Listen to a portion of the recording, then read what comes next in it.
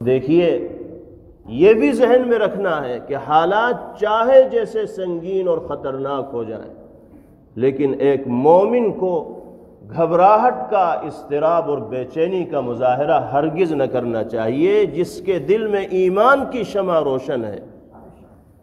اس کو پھر کسی اور کی پرواہ ہونی نہ چاہیے۔ اگر وہ ایمانی تقاضوں کے اوپر چلنے والا ہے تو یقینی طور پر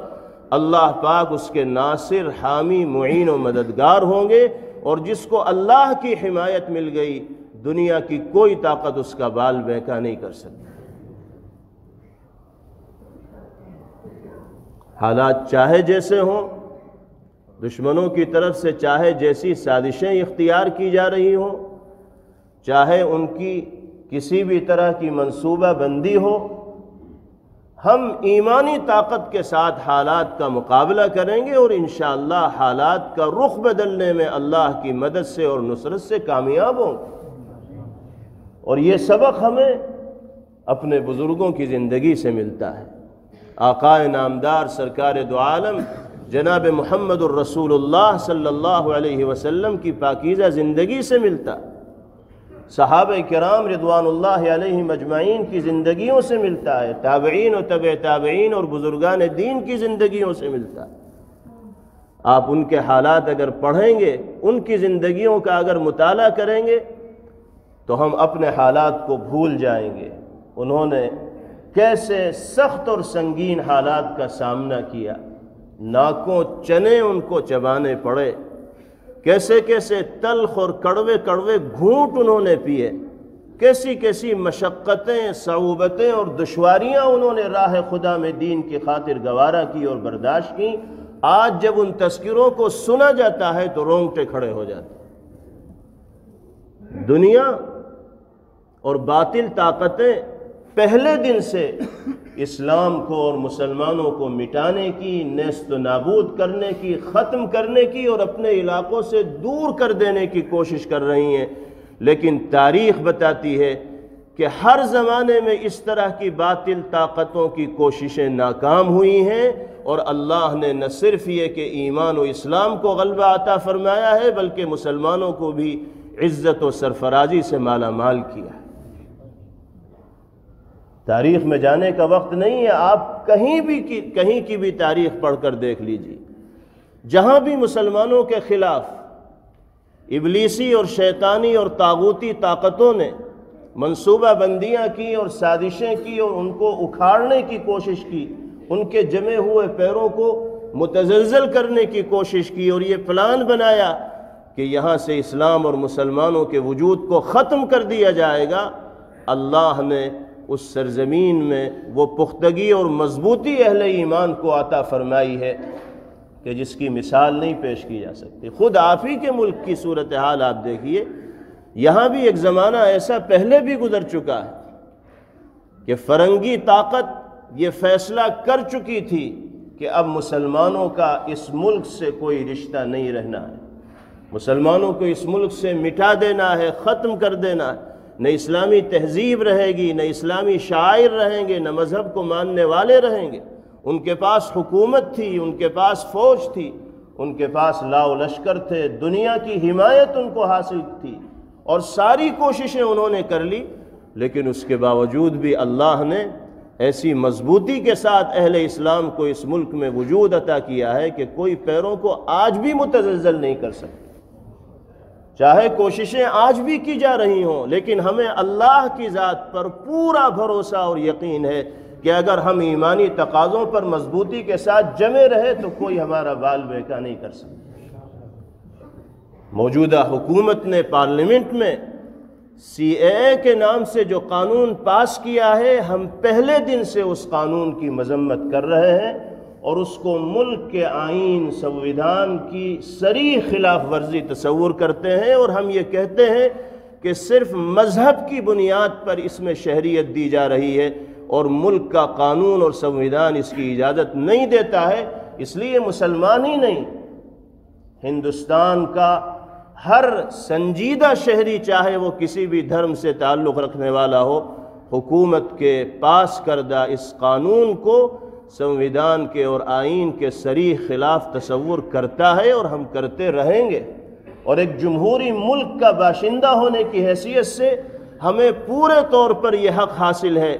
कि हम पुरअमन तौर पर अपनी आवाज़ को बुलंद करते रहें और ऐवान इक़्तिदार तक अपना एहतजाज दर्ज कराते रहें और अपनी नाराज़गी का इजहार करते रहें, लेकिन कानून को हाथ में हरगिज़ नहीं लिया जाएगा। तशद्दुद के रास्ते को कतन इख्तियार नहीं किया जाएगा। पुरअमन जद्दोजहद का जो रास्ता हो सकता है उस रास्ते को हम इख्तियार किए रहेंगे जब तक ये कानून वापस नहीं लिया जाए। हमारे बुज़ुर्गों की तरफ से ये फ़ैसला है, हमारी तंजीमों की तरफ से ये फ़ैसला है, हमारे संगठनों की तरफ से ये फ़ैसला है कि पुरअमन और तवील जद्दोजहद और लड़ाई जारी रखी जाएगी इस कानून के ख़िलाफ़ जब तक कि इसमें काबिल कबूल तरमीम नहीं की जाती है, ये इसको वापस नहीं लिया जाता है। इसलिए कि हम इसको सिर्फ मुसलमानों के ख़िलाफ़ ही नहीं बल्कि मुल्क के आइन और दस्तूर के ख़िलाफ़ तसव्वुर करते हैं। और हम अपने मुल्क की इंतज़ामिया से, एडमिनिस्ट्रेशन से, निज़ाम चलाने वाले इदारों से ये मुतालबा करते हैं कि पुरअमन जद्दोजहद करने वालों की राह में आप रुकावट न बने, उनको जमहूरी तौर पर अपनी नाराज़गी का इजहार करने का हक़ देते रहे, क्योंकि पुरअमन जद्दोजहद और पुरअमन एहतजाज का तरीक़ा इस जमहूरी मुल्क में संविधान के ख़िलाफ़ नहीं बल्कि संविधान ने और आइन ने हर शहरी को उसका हक़ दिया। किसी भी मुंतखब हुकूमत को ये इजाज़त नहीं है कि वो पुरअमन जद्दोजहद करने वालों के रास्ते के अंदर रुकावट बने। तो ये हमारा मुतालबा पहले दिन से है। मुल्क का और शहर का और इलाक़ों का अमन हमें अजीज़ और प्यारा है, हम अमन को ख़राब नहीं होने देंगे। लेकिन इसका मतलब ये नहीं है कि जो कानून हम पर थोपा जाए हम उसको कबूल भी कर लें। जुल्म की बुनियाद पर, सख्तियों की बुनियाद पर, दमन और तशद्दुद की बुनियाद पर किसी कानून को दिलों के अंदर नहीं उतारा जा सकता। ज़बरदस्ती लोगों की आवाज़ खामोश तो की जा सकती है, ज़बान पर ज़बरदस्ती कुछ दिनों के लिए ताले तो डाले जा सकते हैं, लेकिन आप तशद्दुद करके और सख्ती करके मौक़िफ़ लोगों का तब्दील कर दें, ये न हुआ है और न हो सकता। इसलिए हम इस कानून को संविधान के ख़िलाफ़ समझते हैं और हमारा ये मुतालबा है कि इसको वापस लिया जाए, ये इसमें काबिल कबूल तरमीम की जाए। हमारे शहर की जो सूरत हाल है, अल्लाह का फजल व करम है कि बहुत से शहरों के मुकाबले में पुरअमन माहौल यहाँ पाया जा रहा है। नाखुशगवार वाक़या यकीनन एक पेश आया, लेकिन वो दूसरे शहरों के मुकाबले में कम है। इसमें आप तमाम हजरात का ताआवुन है। आपने शहर के अंदर अमन व अमान को बरकरार रखने के लिए अपनी ज़िम्मेदारी को अदा किया और हर तरीक़े से शहर को मामून रखने की कोशिश की। लेकिन फ़िलवक्त जो सूरत हाल है और इंतज़ामिया की तरफ से जगह जगह हमारे नौजवानों को उठाया जा रहा है, उससे शहर के अंदर बेचैनी का एक माहौल पाया जा रहा है। हमारा ये मुतालबा है कि इस सिलसिले को इंतज़ामिया फ़ौरन ख़त्म करे और जिस शहर का माहौल पुरसुकून बन चुका है उसको पुरसुकून आगे भी बनाए रखने की कोशिश करे। अगर इस तरह की सूरत हाल जारी रहेगी तो फिर अमन की हिफाजत करना अमन के आलम बरदारों के लिए और अमन के साथ शहर को देखने वालों के लिए मुश्किल हो जाएगा। इसलिए इंतज़ामिया से हम शहर की तर्जमानी करते हुए ये मुतालबा करते हैं कि जो मामला हो गया उसे रफ़ा दफ़ा करे और अभी ये गिरफ्त का और पकड़ का और इसको और उसको ले जाने का और जेल में डालने का जो तरीक़ा इख्तियार किया गया है इसको ख़त्म किया जाए, वरना इससे सूरत हाल अच्छाई की तरफ नहीं जाएगी बल्कि सूरत हाल ऐसी होगी कि जिससे अमन को ख़तरा लाहिक़ हो। हमें उम्मीद है कि इंतज़ामिया पहले की तरह इस सिलसिले में ताआवुन का मामला करेगी और शहर के अमन व अमान को बरकरार रखने में शहरियों का ताआवुन करेगी। अल्लाह रब्बुल इज़्ज़ति वल जलाल हम सब को دین و ایمان کی سلامتی اور عزت و عافیت کے ساتھ